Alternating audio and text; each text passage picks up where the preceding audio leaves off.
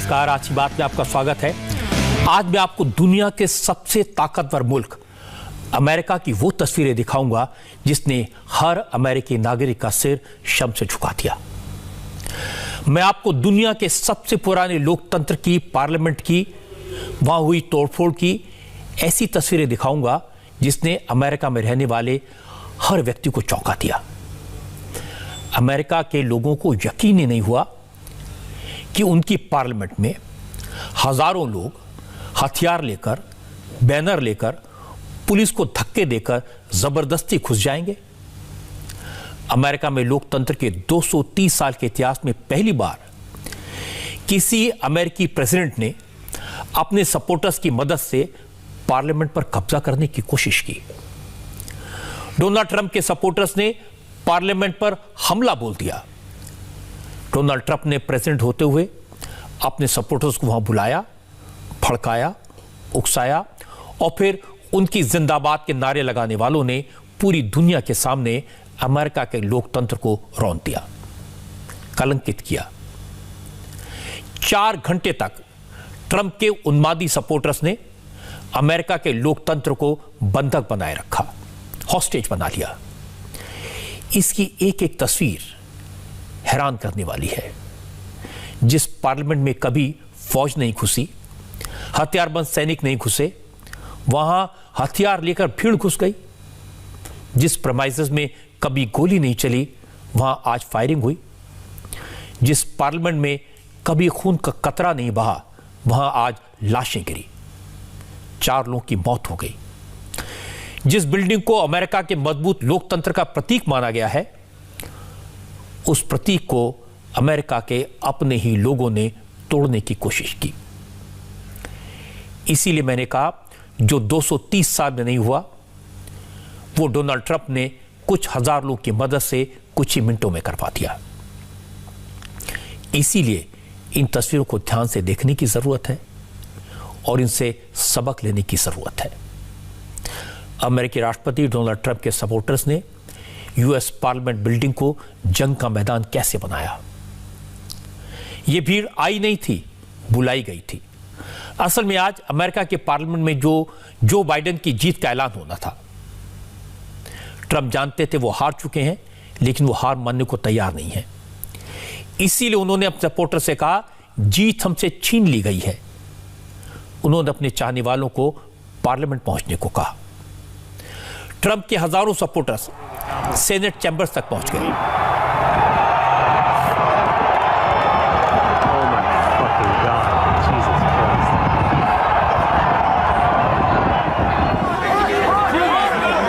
Senate में पहुंचकर भीड़ में से कुछ लोग पोडियम पर चढ़ गए और चिल्लाने लगे कि चुनाव डोनाल्ड ट्रंप ने जीता है। पार्लियामेंट को घेर कर खड़ी भीड़ ने जबरन बिल्डिंग के अंदर दाखिल होना शुरू कर दिया। आमतौर पर अमेरिका के पार्लियामेंट में ज्यादा सिक्योरिटी गार्ड्स नहीं होते, क्योंकि वहां कोई सोच ही नहीं सकता कि भीड़ जबरदस्ती पार्लियामेंट के अंदर घुस जाएगी। वहां जो सिक्योरिटी फोर्सेस के लोग मौजूद थे, उन्हें कभी कल्पना ही नहीं थी, उन्हें समझ नहीं आ रहा था कि वो करें तो क्या करें, भीड़ को कैसे रोकें, क्योंकि उन्होंने कभी सपने में भी इस तरह की फोर्सफुल एंट्री की कल्पना नहीं की थी।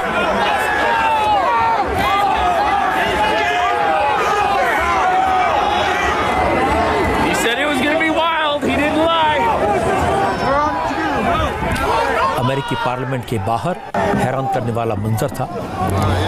ज्यादातर लोगों के हाथ में अमेरिका के फ्लैग्स थे, लेकिन वो अमेरिका के लोकतंत्र को पैरों तले रौंद रहे थे। कोई पिलर पर खड़ा था, कोई स्टील के स्ट्रक्चर पर चढ़कर बिल्डिंग के अंदर जाने की कोशिश कर रहा था। हजारों लोग थे, वो खुद डेमोक्रेसी का अपमान कर रहे थे और हाथों में जो पोस्टर लिए थे उस पर लिखा था, चुनाव नतीजों की चोरी बंद करो, डेमोक्रेसी पर डकैती मत डालो। पार्लियामेंट के भीतर जो सेनेट के मेंबर्स बैठे थे वो परेशान थे, घबराए हुए थे। सिक्योरिटी गार्ड्स भी हैरान थे और काफी देर तक किसी को कुछ समझ नहीं आया कि क्या किया जाए, भीड़ को कैसे रोका जाए।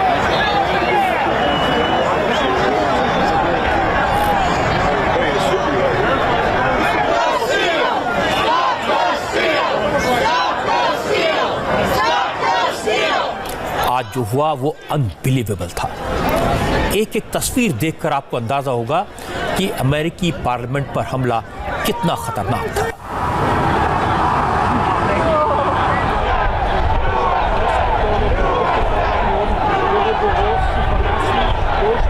दोपहर 2 बजे के करीब हजारों की संख्या में ट्रंप समर्थक अमेरिकी पार्लियामेंट के पास ग्राउंड पर पहुंच गए थे।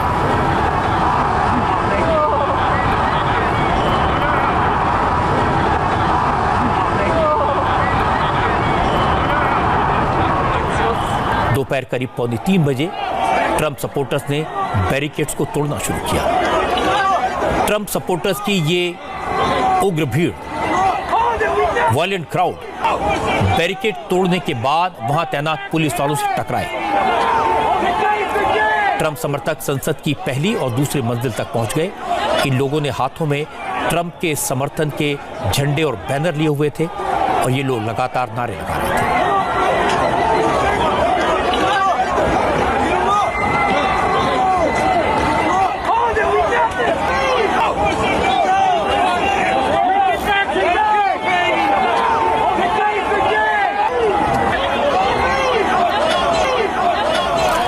दंगा करने वालों की भीड़ अमेरिकी पार्लियामेंट के अंदर घुसने की कोशिश कर रही थी। इसी दौरान वो तस्वीरें दुनिया के सामने आई जो आज तक किसी ने कभी नहीं देखी।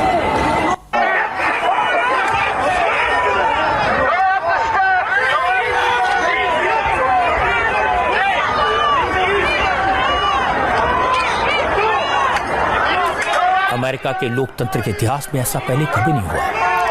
जिसको गेट से घुसने में कामयाबी नहीं मिली वो दीवार के सहारे चढ़कर पार्लियामेंट पर धावा बोलने की कोशिश करने लगा। वाकई में एक एक तस्वीर परेशान करने वाली, हैरान करने वाली थी।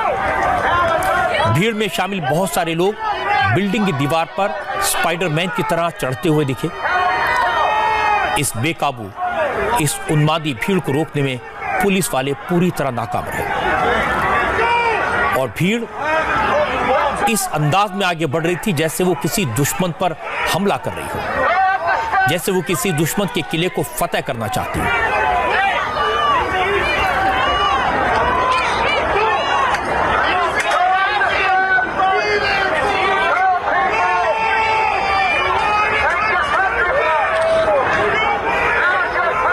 देखते ही देखते ट्रंप सपोर्टर्स की भीड़ ने पार्लियामेंट के कई गेट्स को तोड़ डाला।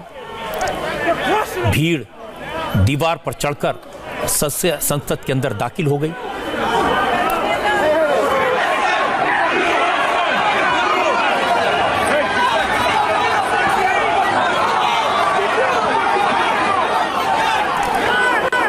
पार्लियामेंट की सिक्योरिटी इस तरह के हालात से निपटने के लिए कतई तैयार नहीं थी, इसलिए तुरंत पुलिस को बुलाया गया। लेकिन पुलिस अपने ही लोगों पर सीधे गोली तो नहीं चला सकती थी। पुलिसकर्मियों ने भीड़ के सामने ह्यूमन चेन बनाकर उसे रोकने की कोशिश की, लेकिन कामयाबी नहीं मिली। भीड़ सिक्योरिटी पर्सन को धक्का देते हुए पार्लियामेंट के अंदर घुसती जा रही थी। लोगों की संख्या बढ़ती जा रही थी। यहां पर सिक्योरिटी पर्सनल और ट्रंप सपोर्टर्स के बीच जमकर झड़प थी।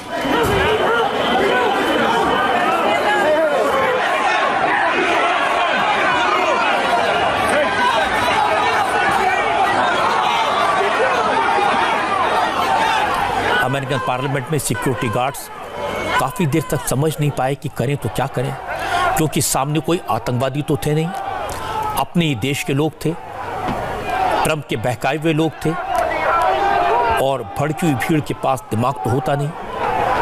आज ये वाशिंगटन की तस्वीरों से एक बार फिर साफ हो गया। भीड़ गेट तोड़कर, कांच की खिड़कियां तोड़कर आगे बढ़ती रही।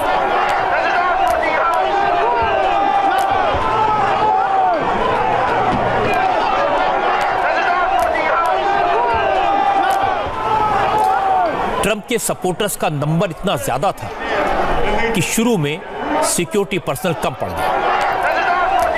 इस बात से भीड़ का हौसला और बढ़ा।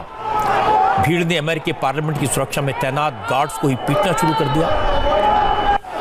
पुलिस वालों के लिए दंगा करने वालों को रोकना कितना मुश्किल था, इसका अंदाजा आप ये तस्वीरें देखकर लगा सकते हैं।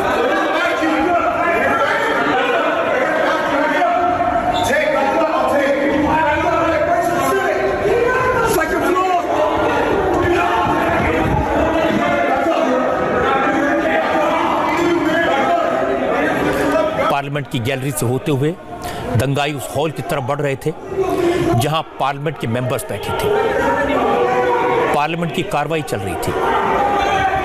सैकड़ों दंगाइयों की भीड़ थी और इन्हें रोकने के लिए सामने सिर्फ एक अकेला पुलिस वाला। इस सिक्योरिटी गार्ड ने भीड़ को रोकने की हर संभव कोशिश की। वो अपनी ड्यूटी निभा रहा था। कुछ दंगाई सिक्योरिटी पर्सनल को चकमा देकर आगे बढ़ गए।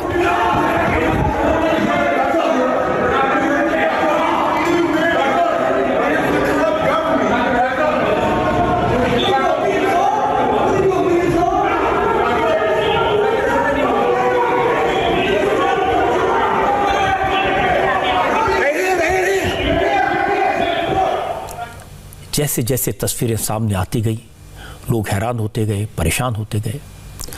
असल में जिस वक्त ट्रंप के सपोर्टर्स अमेरिकी पार्लियामेंट के बाहर जमा हुए, तब लोगों को लगा था ये नॉर्मल प्रोटेस्ट है। जैसे लोग आए हैं डेमोक्रेटिक तरीके से अपना विरोध दर्ज कराएंगे, नारे लगाएंगे, झंडे लहराएंगे, चले जाएंगे। इसीलिए पार्लियामेंट की सिक्योरिटी पर तैनात पुलिस वालों ने ट्रंप सपोर्टर्स के साथ शुरू में सख्ती नहीं की। Broke the glass. Everybody stay down. Get down. लेकिन धीरे धीरे ट्रंप के सपोर्टर्स उग्र होते चले गए, वायलेंट होते चले गए। और ये तस्वीर जो आप देख रहे हैं उस वक्त की है जब ट्रंप समर्थक हाउस के अंदर घुस गए थे। ट्रंप सपोर्टर्स की भीड़ हाउस के अंदर घुसकर तोड़फोड़ कर रही थी। नारेबाजी और हंगामा शुरू हो गया था। उस वक्त वहां कार्रवाई में हिस्सा ले रहे लीडर्स की क्या हालत थी, कितना डरे हुए थे, इन तस्वीरों को देखकर समझा जा सकता है। हाउस के अंदर अमेरिका की जनता के चुने हुए लीडर्स नीचे झुककर बचने की कोशिश कर रहे थे। पार्लियामेंट के मेंबर अपनी कुर्सियों के नीचे छुप गए, घुटनों के बल बैठ गए।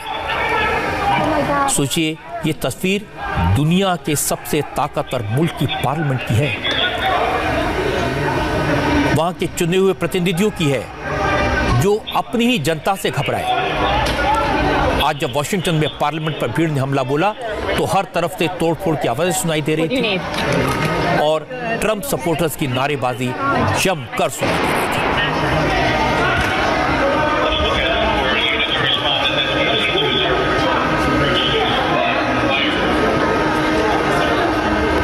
इसी अफरा तफरी के बीच, हंगामे और क्योस के बीच, पार्लियामेंट में तैनात सिक्योरिटी पर्सनल ने पार्लियामेंट के मेंबर्स को किसी तरह से बाहर निकाला। एमपीज को गैस से बचाने वाले मास्क पहनाकर बड़े सिस्टमैटिक तरीके से रेस्क्यू किया गया।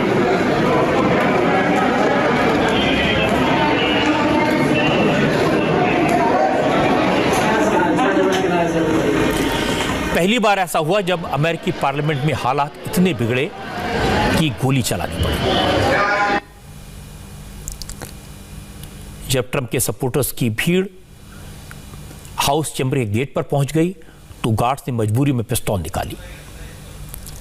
कैपिटल पुलिस के अफसरों ने दंगाइयों की तरफ अपनी पिस्तौल तान दी, लेकिन दरवाजे के बाहर ट्रंप के सपोर्टर्स की भीड़ दरवाजा तोड़ने पर उतारू थी। इसी दौरान कैपिटल पुलिस के अफसर ने पिस्टल से गोली चलाई, जो दंगा करने वालों की भीड़ में शामिल ट्रंप की सपोर्टर एक महिला को लगी। इस महिला को गंभीर हालत में हॉस्पिटल पहुंचाया गया, जहां बाद में उसकी मौत हो गई। इसके बाद भी भीड़ काबू में नहीं आई। पुलिस को फिर गोली चलानी पड़ी और कुल 4 लोगों की जान चली गई।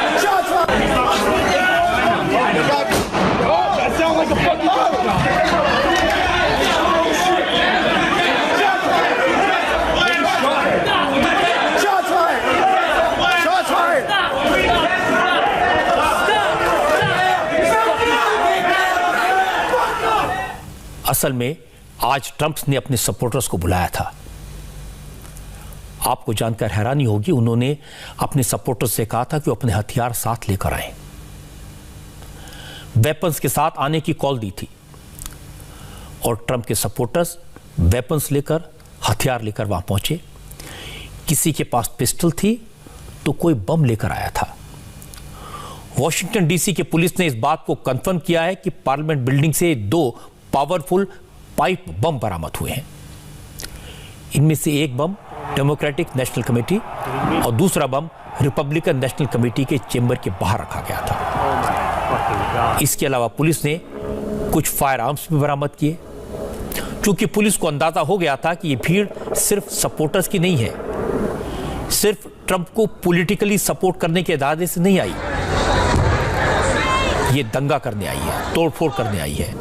तब पुलिस ने सख्ती की। हिंसा पर उतारू भीड़ को कंट्रोल करने के लिए भारी पुलिस फोर्स को बुलाया गया। सिक्योरिटी के लोगों ने पार्लियामेंट के अंदर और बाहर पोजीशन ली।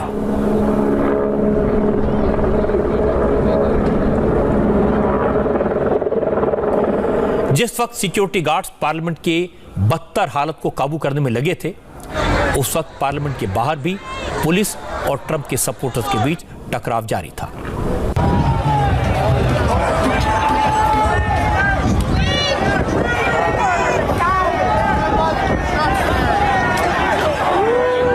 पुलिस ने दंगाइयों को रोकने के लिए टीयर गैस का इस्तेमाल किया, लेकिन भीड़ में शामिल कुछ लोग गैस मास्क लगाकर आए थे, पूरी तैयारी से आए थे। इसलिए पुलिस ने फिर हंगामा करने वालों, हिंसा करने वालों को अरेस्ट करना शुरू किया। जब पुलिस लोगों को पकड़ पकड़ कर ले जा रही थी, तब जाकर हालात कुछ काबू में आए। लेकिन प्रशासन हिल चुका था, लोग घबरा रहे थे। अमेरिका में जो लोग टीवी पर सारा नजारा देख रहे थे, उन्हें चिंता थी। 20 जनवरी को पावर का ट्रांसफर होना है। अमेरिका की कमान जो बाइडेन को मिलनी है। उस दिन की तैयारी करनी है, इसलिए कोई रिस्क नहीं लिया जा सकता। और इसीलिए वॉशिंगटन की मेयर ने अगले 15 दिन के लिए वॉशिंगटन डीसी में पब्लिक इमरजेंसी लागू कर दी है। Today, I signed an extension of the public emergency that I could declare today for 15 days so that we can continue to ensure peace and security through the inauguration of President Joe Biden and Vice President. ये सारा हंगामा 4 घंटे तक चला और इन 4 घंटों के दौरान वॉशिंगटन डीसी की बदनाम करने वाली तस्वीरें पूरी दुनिया में फैल गई। दुनिया में अमेरिका की बदनामी हुई। दुनिया के तमाम देश अमेरिका को नसीहत देने लगे। जिन देशों में खुद लोकतंत्र नहीं है, डेमोक्रेसी नहीं है, वो भी अमेरिका का मजाक उड़ा रहे थे। सोशल मीडिया पर एक मजाक चल रहा था, एक जोक मैंने पढ़ा। उसमें लिखा था कि पाकिस्तान के फॉरेन मिनिस्टर ने अमेरिका के प्रेसिडेंट को चिट्ठी लिखी है और कहा कि पाकिस्तान ने अमेरिका के लोगों से कहा कि वो शांति व्यवस्था बनाए रखें और चुनाव के नतीजों का सम्मान करें। पाकिस्तान अमेरिका की हालत पर पैनी नजर बनाए हुए है, मॉनिटर कर रहा है। असल में मजाक इसलिए है क्योंकि अमेरिका आमतौर पर दूसरे मुल्कों में जब घटनाएं होती हैं तो इस तरह की लेटर लिखता है, एडवाइजरी जारी करता है। आज अमेरिका का पूरी दुनिया में मजाक उड़ा। सोचिए, एक घटना ने, कुछ हजार लोगों ने, चुनाव में हार चुके अमेरिका के प्रेसिडेंट ने अपने मुल्क का कितना बड़ा नुकसान किया। जिस डेमोक्रेटिक प्रोसेस से वो खुद दुनिया की सबसे ताकतवर कुर्सी तक पहुंचे, उसी डेमोक्रेसी को उन्होंने डैमेज कर दिया। जिस वक्त अमेरिका के पार्लियामेंट में सिक्योरिटी गार्ड्स और ट्रंप के सपोर्टर फिर रहे थे, उस वक्त प्रेसिडेंट इलेक्ट जो बाइडेन का बयान आया। जो बाइडेन ने कहा कि यह हमला अमेरिका पर हमला है, यह हमला अमेरिका के लोकतंत्र पर हमला है। This hour, our democracy is under an unprecedented assault, unlike anything we've seen in modern times. An assault on the citadel of liberty, the Capitol itself. An assault on the people's representatives and the Capitol Hill police, sworn to protect them, and the public servants who work at the heart of our republic. An assault on the rule of law like few times we've ever seen it. An assault on the most sacred of American undertakings, the doing of the people's business. America के president चुने गए Joe Biden ने साफ साफ लफ्जों में कहा यह हमला प्रेसिडेंट ट्रंप ने करवाया। बाइडेन ने कहा यह विरोध नहीं है, यह विद्रोह है जिसे दुनिया देख रही है। जो बाइडेन ने प्रेसिडेंट ट्रंप से कहा वो हिंसा को शांत करवाएं, अपने सपोर्टर्स को रोकें और नेशनल टीवी पर आकर अपनी शपथ को निभाएं, संविधान की रक्षा करें। Let me be very clear. The scenes of chaos at the Capitol do not reflect a true America, do not represent who we are. What we're seeing are a small number of extremists dedicated to lawlessness. This is not dissent, it's disorder, it's chaos, it borders on sedition, and it must end now.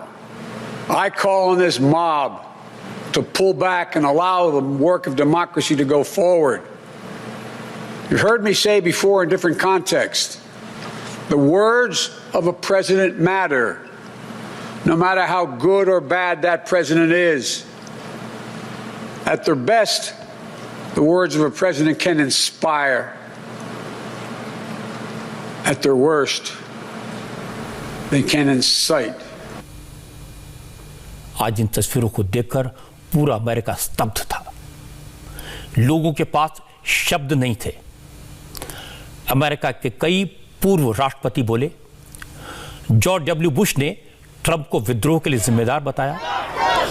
Barack Obama ने कहा Trump के कारनामे को America के लोकतांत्रिक इतिहास में राष्ट्रीय शर्म, नेशनल शेम के रूप में याद रखा जाएगा। ओबामा ने कहा जो हुआ वो अचानक नहीं हुआ, जो हुआ वो हैरान करने वाला नहीं है, क्योंकि ट्रंप इसी दिन के लिए 2 महीने से लगातार माहौल बना रहे थे। हालत ये हो गई, सोशल मीडिया प्लेटफॉर्म्स ने भी डोनाल्ड ट्रंप को लोकतंत्र का हत्यारा करार दिया। ट्विटर ने, फेसबुक ने, इंस्टाग्राम ने ट्रंप के अकाउंट्स को लॉक कर दिया, बंद कर दिया। इतना सब हुआ तो ट्रंप सामने आए। अब लोगों को उम्मीद थी कि डोनाल्ड ट्रंप अपनी गलती मानेंगे, लेकिन उन्होंने ऐसा कतई नहीं किया। ट्रंप ने अपने सपोर्टर्स की भीड़ से कहा लौट जाइए, और इसके बाद ट्रंप ने हमलावर भीड़ को बहुत खास, वेरी इंपॉर्टेंट बताया और उनकी तारीफ की।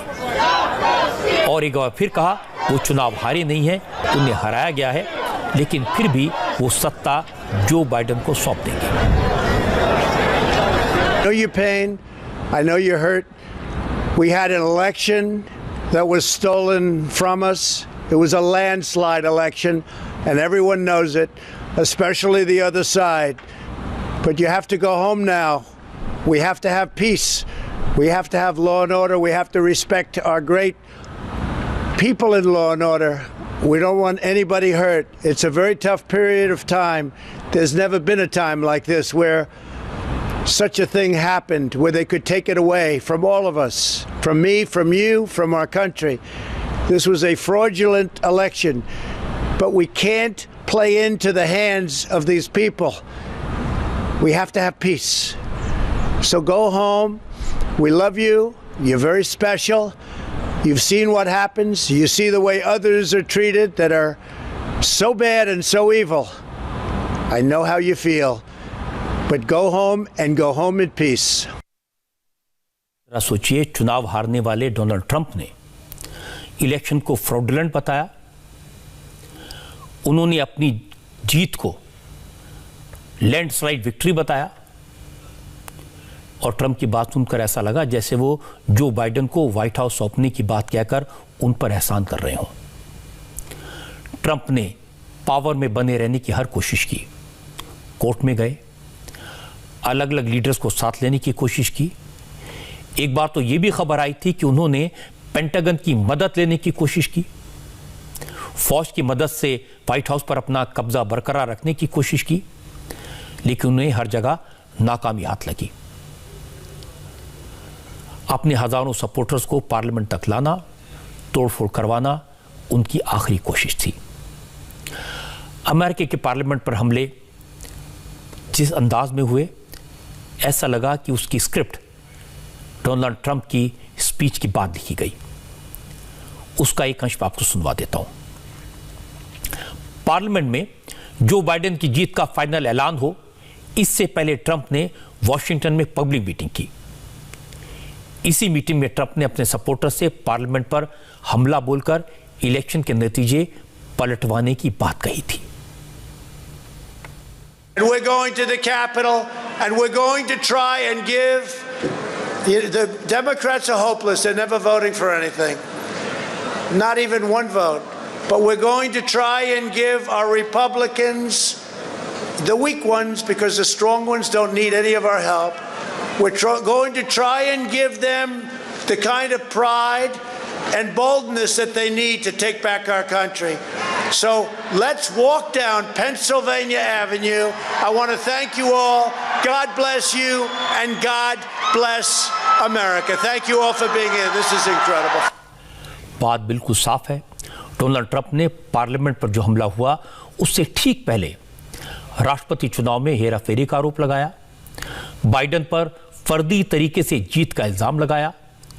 ट्रंप ने कहा कि बाइडेन को कंप्यूटर वोटिंग ने जिताया, इसलिए वो हार नहीं मानेंगे। All of us here today do not want to see our election victory stolen by emboldened radical left Democrats, which is what they're doing, and stolen by the fake news media. That's what they've done and what they're doing. We will never give up. We will never concede. It doesn't happen. You don't concede when there's theft involved. And to use a favorite term that all of you people really came up with, we will stop the steal. We won this election, and we won it by a landslide. This was not a close election. I've been in 2 elections. I won them both, and the second one, I won much bigger than the first, okay?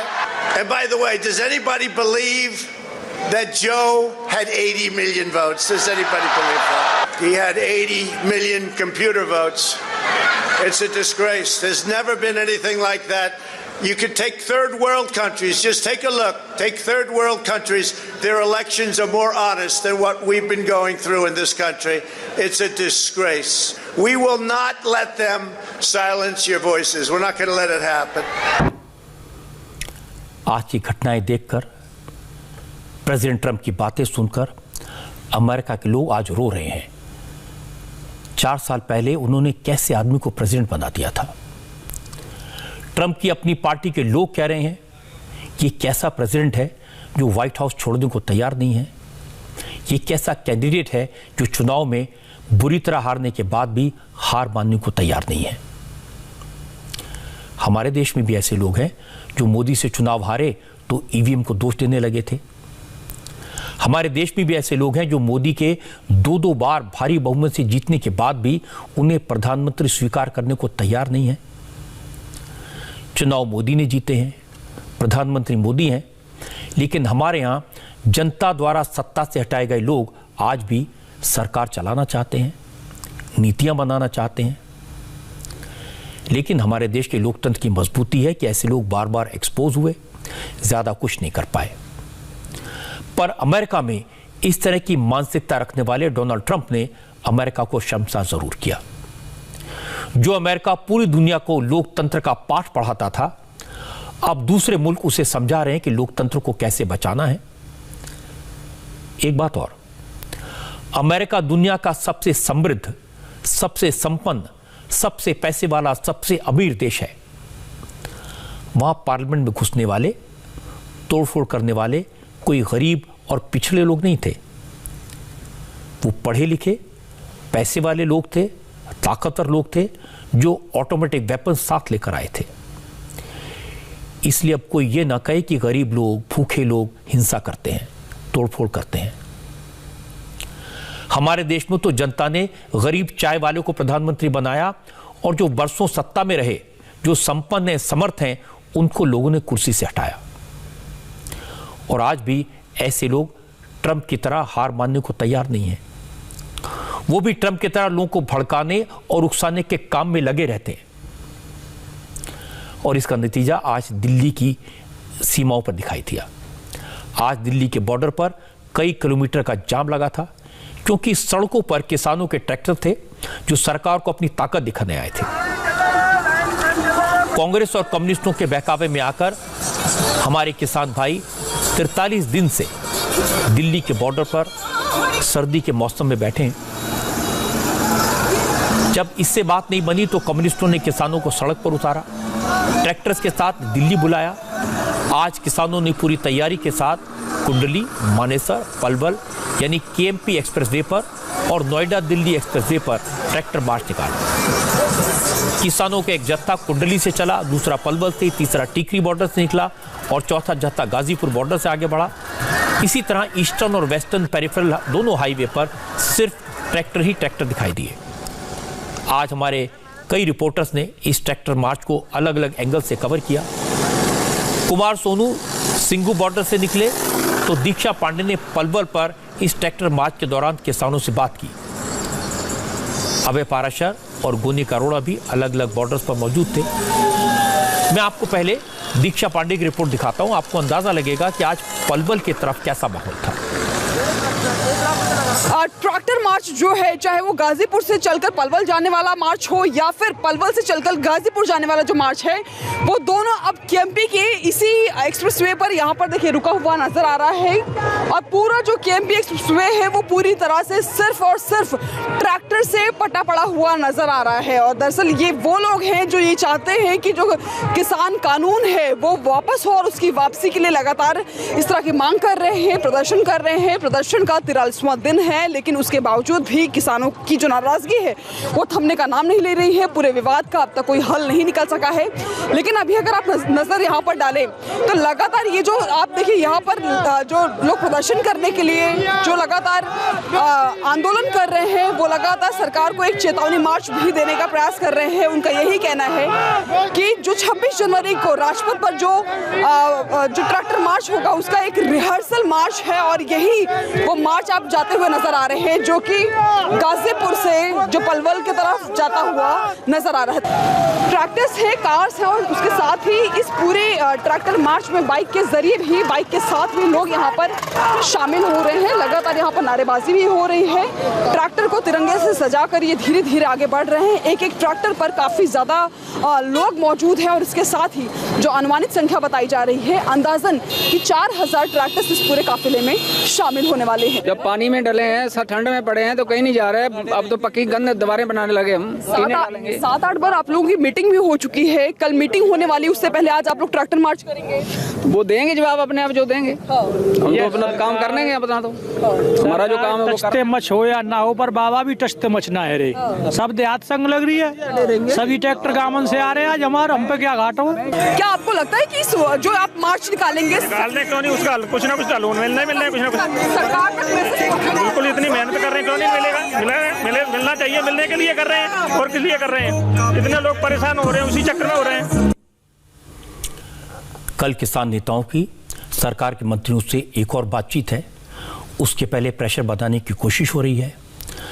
Congress के नेता हों, communist leader हों, ये दोनों किसानों को इतना तो बताते हैं कि क्या करना है, लेकिन क्यों करना है ये नहीं बताते। इसलिए जब आंदोलन में शामिल किसानों से हमारे रिपोर्टर्स बात करते हैं तो ज़्यादातर किसान एक जैसी बात कहते हैं। उनके जो वाक्य हैं, जो सेंटेंसेस हैं, वो भी एक जैसे होते हैं। जब तक सरकार कानून वापस नहीं लेगी, वापस नहीं लौटेंगे। सरकार को झुकना पड़ेगा, सरकार को हारना पड़ेगा, कानून वापस लेना पड़ेगा, नहीं तो लाल किले पर नरेंद्र मोदी नहीं किसान झंडा फहराएंगे। किसान नेताओं की तरफ से ये पूरा कॉल किया गया था ट्रैक्टर मार्च का पेरिफेरल हाईवे पर, और मार्च शुरू हो चुका है। तमाम किसान जो है वो टीकरी की तरफ बढ़ रहे हैं। जो टीकरी वाले किसान हैं वो सिंगू बॉर्डर की तरफ बढ़ेंगे और जो मिड पॉइंट है वहां पर पहुंचकर ये तमाम किसान एक दूसरे से मिलेंगे और उसके बाद वापस यू टर्न लेकर अपने अपने जो प्रोटेस्ट साइट है उस पर पहुंच जाएंगे। क्या मैसेज देना चाहते हैं? सदिया हमारा 26 जनवरी की परेड के लिए रिहर्सल थी हमारी। हम मोदी जी को दिखाना चाहते हैं किसान एकता में कितना दम है। 26 जनवरी तक अगर हमारे तीनों कानून वापसी नहीं हुए, MSP हमको लिखित रूप में नहीं मिली, तो हम 26 तारीख की परेड पूरी दिल्ली में निकालेंगे और किसान एकता जिंदाबाद, किसान ही झंडा लहराएंगे लाल किले पर। अब जी धरने पर तो हम बैठ कर देख लिया हमने, ठीक है, उसका कोई रिजल्ट नहीं आया, तो अब थोड़ा जाम होगा, पब्लिक ने थोड़ी सी दिक्कत होगी, उसके लिए सॉरी। किसानों की बातें सुनते हैं तो लगता है कि जो लोग उन्हें लीड कर रहे हैं उनकी दिक्कत कानूनों से कम और सरकार से ज्यादा है। वो कृषि कानून का कम विरोध कर रहे हैं, नरेंद्र मोदी का ज्यादा विरोध कर रहे हैं। और सीधे सीधे किसान वही भाषा बोल रहे हैं जो उन्हें सिखाई गई है, पढ़ाई गई है। और ये रिपोर्ट हर जगह से मिली। जहां जहां ट्रैक्टर मार्च निकला, हमारे रिपोर्टर्स ने किसानों से बात की और हर जगह वही बात सुनने को मिली, अगर ये कानून वापस नहीं लिया गया तो फिर आर पार की नौबत आ जाएगी। जब आप लोग कहां तक जा रहे हैं, ट्रैक्टर मार्च कहां निकाल रहे हैं? हम इधर सिंघू बॉर्डर की ओर जा रहे हैं। हाँ। क्या सरकार को क्या मैसेज क्या देना चाहते हैं? ਸਰਕਾਰ ਜਿਹੜੀ ਗੂੜੀ ਨੀਂਦ ਸੁੱਤੀ ਹੋਈ ਆ ਉਹਨੂੰ ਉੱਠਣਾ ਚਾਹੀਦਾ, ਉਹਨੂੰ ਦੇਖਣਾ ਚਾਹੀਦਾ। ਨਿੱਤ ਸਾਡੇ ਕਿਸਾਨ ਭਰਾ ਨਿੱਤ ਸਾਡੇ ਇੱਥੇ ਸ਼ਹੀਦੀਆਂ ਪਾ ਰਹੇ ਆ। उस रोज जो अपना राजस्थान के बॉर्डर के गए थे, उस रोज भी कम से कम 3-4 हजार ट्रैक्टर था। दबाव तो है सरकार के पर, तभी तो सरकार कह रही है कि हमारे साथ बात करो बात करो। यदि दबाव ना होता तो बात करने के लिए क्या कहते। अच्छा ये बताइए, आज आप ट्रैक्टर मार्च निकाल रहे हैं और कल सरकार से एक मीटिंग भी होने वाली है किसान नेताओं की। कोई उम्मीद लग रही है कि आप लोगों की बातें मानी जाएंगी, मांगे मानी जाएंगी? मान जाए जे ना भी मनूंगा फिर मना लांगे जी। मनाउण दी खातिर ही आए हैं इत्थे। ये मोदी को चेतावनी है, ये बिल वापस ले ले, नहीं तो। दिल्ली के गाजीपुर बॉर्डर पर भी 43 दिन से किसान बैठे हैं। गाजियाबाद से दिल्ली जाने वाला रास्ता पूरी तरह बंद है और आज तो किसानों ने ईस्टर्न पेरिफेरल एक्सप्रेसवे पर डासना से लेकर पलवल तक ट्रैक्टर मार्च निकाला। गाजीपुर बॉर्डर पर किसान आंदोलन को लेकर राकेश टिकैत सामने आए, वो लीड कर रहे हैं। आज राकेश टिकैत ने कहा कि आज तो रिहर्सल हुई है, ताकत तो 26 जनवरी को दिखेगी। अगर सरकार संभल गई तो ठीक, वरना शक्ति प्रदर्शन तो करना ही होगा। दिल्ली को घेरेंगे, घेरेंगे दिल्ली को, या कम गिरी, हाँ ज्यादा घेरेंगे। लेकिन दिल्ली वालों को तो परेशानी होगी। नहीं, फ्लाइट सर्विस है, भारत सरकार की जिम्मेदारी है, दिल्ली की जनता को परेशान नहीं होना। लेह लद्दाख में कोई गाड़ी चल रही, वहाँ पे पूरी सप्लाई फ्लाइट से होती है, तो दिल्ली वालों को भी फ्लाइट से सर्विस दे। लेकिन दिल्ली के लोगों को कहीं जाना है तो वो फ्लाइट फ्री सर्विस। ये देखकर दुख होता है कि किसान शक्ति प्रदर्शन की बात कर रहे हैं, सरकार को नीचा दिखाने की बात कर रहे हैं। सरकार ने तो किसानों को नीचा दिखाने की कोई कोशिश नहीं की, सरकार ने तो उन्हें हराने की कोई कोशिश नहीं की, बार बार बात करके उनका दिल जीतने की कोशिश की है। लेकिन एक अच्छी बात यह भी है कि किसानों ने अब तक अपना आंदोलन शांतिपूर्ण तरीके से किया है। बहुत सारे ऐसे लोग हैं जो उनकी मांगों से सहमत नहीं हैं, लेकिन वो सब लोग किसानों से सहानुभूति तो रखते हैं, आंदोलन करने के उनके अधिकार को सपोर्ट तो करते हैं। उसकी वजह यह है कि किसान बहुत सारे लोगों के भड़काने के बावजूद धरने पर बैठे हैं, सर्दी बरसात की मार सहकर भी शांति से अपनी बात कहने की कोशिश में लगे हैं। लेकिन मैं इतना जरूर कहूंगा कि जनता की सहानुभूति तब तक है जब तक ये शांति बनी हुई है और जब तक किसानों के आंदोलन से दूसरों के अधिकारों का हनन नहीं हो रहा। लोगों को दिक्कत होगी, लोग परेशान होंगे तो उनकी नाराजगी बढ़ेगी। जब धरने पर बैठे आंदोलन करने वाले किसानों में से कुछ लोग गणतंत्र दिवस के बारे में उल्टी सीधी बातें करते हैं, राजपथ पर ट्रैक्टर चलाने की बात करते हैं, तो किसानों के प्रति सिंपैथी कम होती है। चिंता की एक और बात है, कोरोना का संकट है। किसान इसकी जद में आ सकते हैं। हो सकता है कि बहुत सारे लोग कोरोना से ऑलरेडी पीड़ित हों। इसको लेकर आज सुप्रीम कोर्ट ने भी कंसर्न जाहिर किया, चिंता जाहिर की। सुप्रीम कोर्ट ने कहा कि निजामुद्दीन मरकज में जो हालात बने थे, कहीं वैसे ही हालात किसान आंदोलन में ना हो जाए। इसलिए किसानों को सचेत करना चाहिए।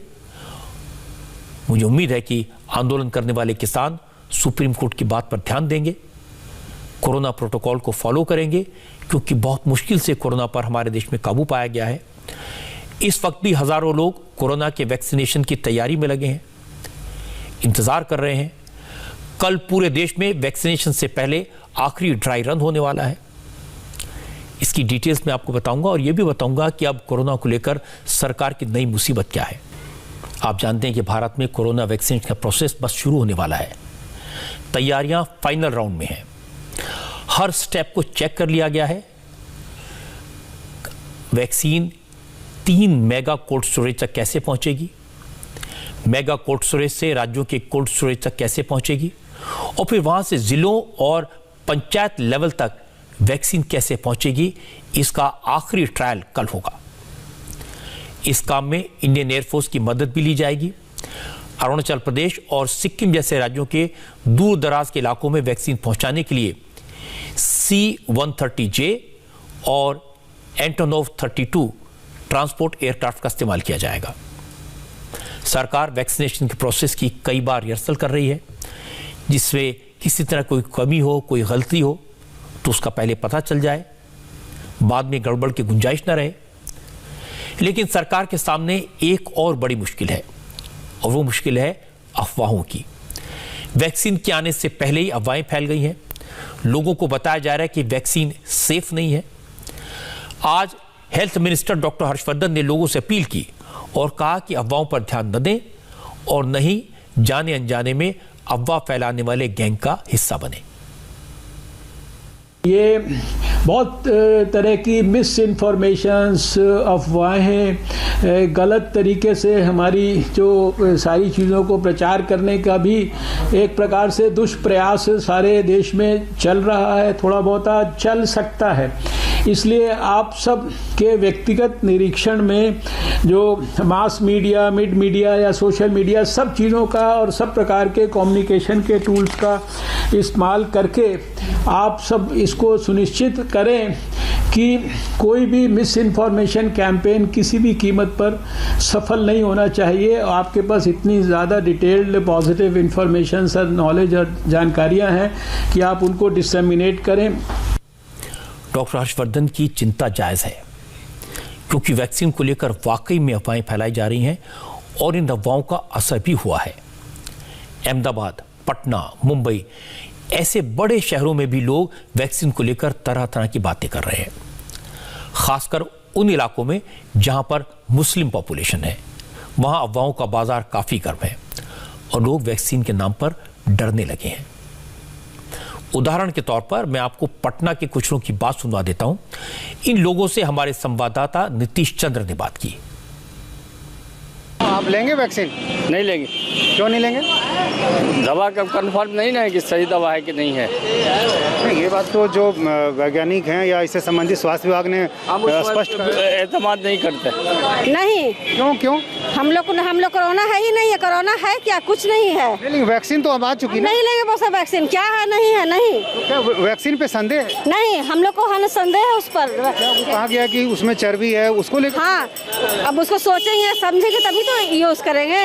है मुस्लिम को नहीं है, सब है, कुछ भी नहीं है। खाइए हुकूमत जो हवा उड़ा रहा। तो क्यों मुस्लिम क्यों नहीं लेंगे? क्या नहीं है? नहीं चाहिए, अल्लाह पे भरोसा। क्यों नहीं लेंगे? क्या शक है, संदेह है? नहीं है, उसमें हराम चीज मिला हुआ, सुअर का चर्बी मिला हुआ। वैक्सीन जी लेना ही चाहिए, लेना ही चाहिए वैक्सीन। इसको लेकर मन में कोई शक, कोई नहीं, संदेह नहीं तो। अहमदाबाद में तो हालत यह है कि हेल्थ डिपार्टमेंट के अफसरों की टीम्स अलग अलग इलाकों में जा रही हैं, लोगों को वैक्सीनेशन के लिए रजिस्टर करवाने के लिए प्रेरित कर रही हैं।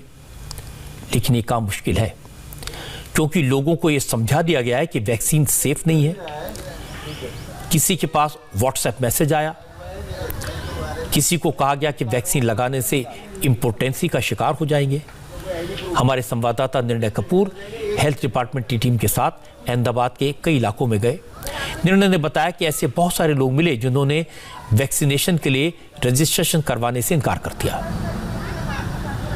रजिस्ट्रेशन करना है, आपके लिए अच्छा है।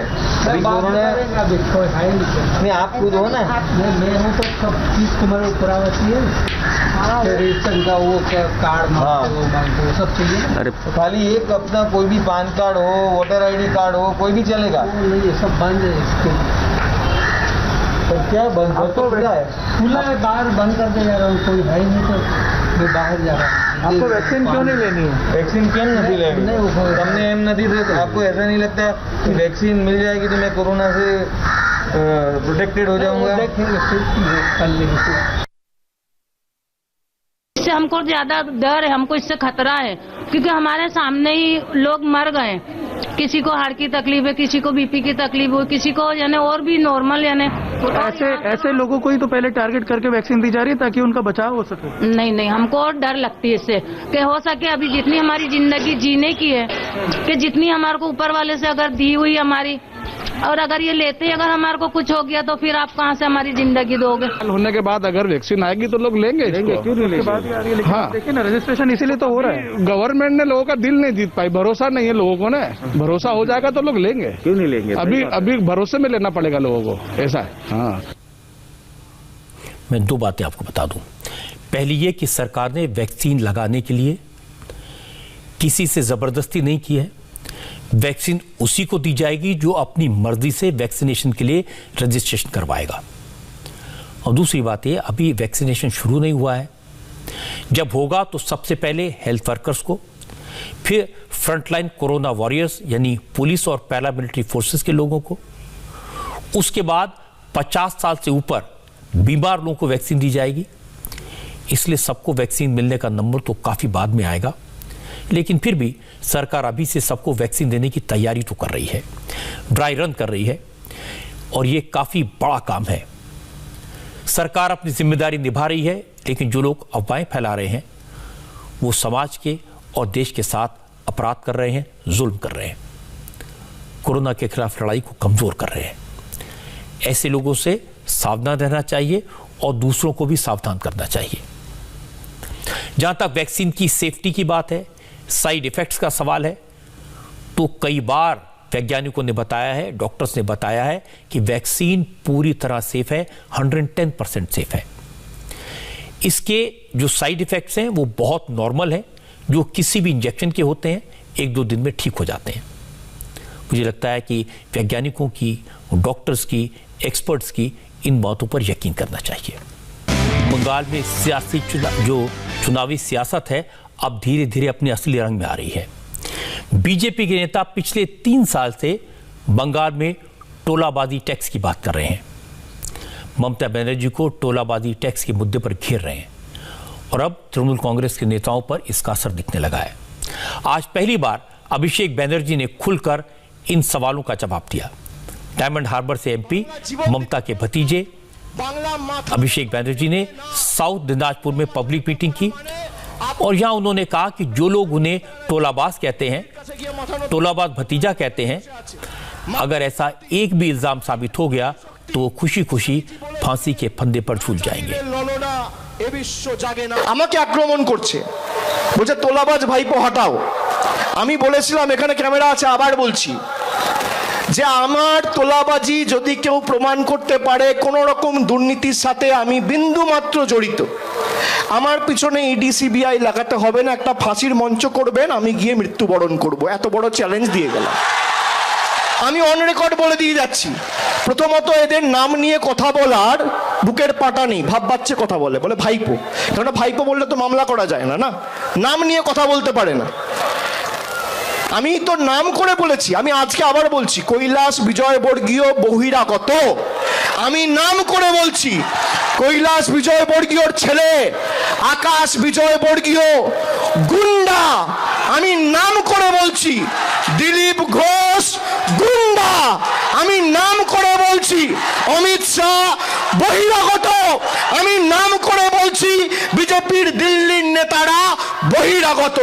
তোমার বুকের পাটা থাকলে, ক্ষমতা থাকলে আমার বিরুদ্ধে মামলা করো, আমাকে জেলে ঢুকিয়ে দেখাও কে সত্যি বলছে আর কে মিথ্যা বলছে।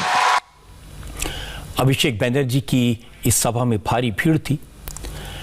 यहां उन्होंने जो कुछ कहा उसे शुभेंदु अधिकारी ने सुना और थोड़ी देर बाद ईस्ट मिदनापुर की रैली में पलटवार किया।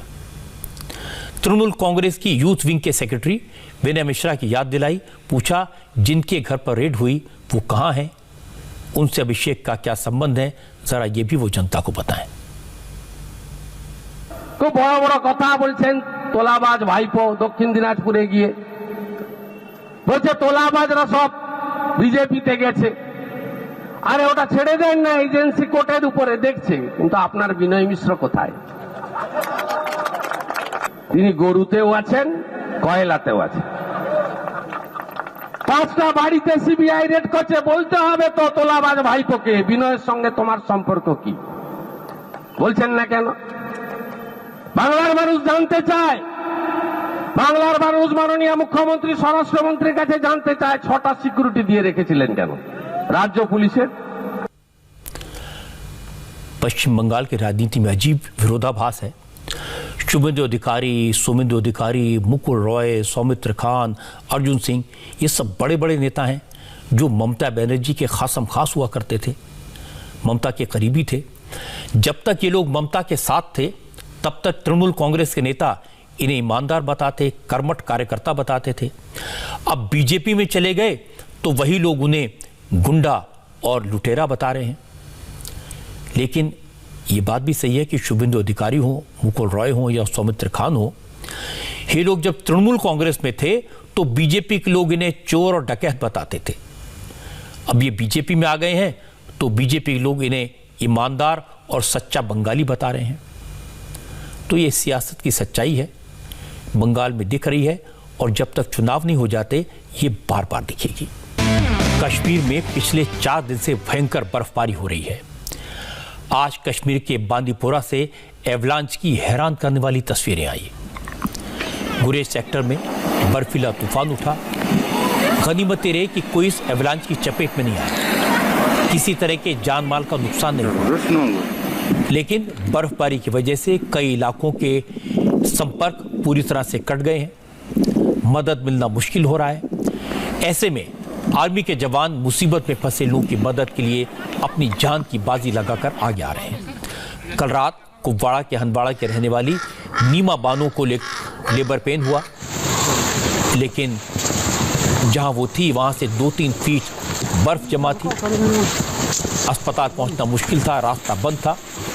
इसलिए नीमा बानो के पिता ने मदद के लिए फौज से कांटेक्ट किया।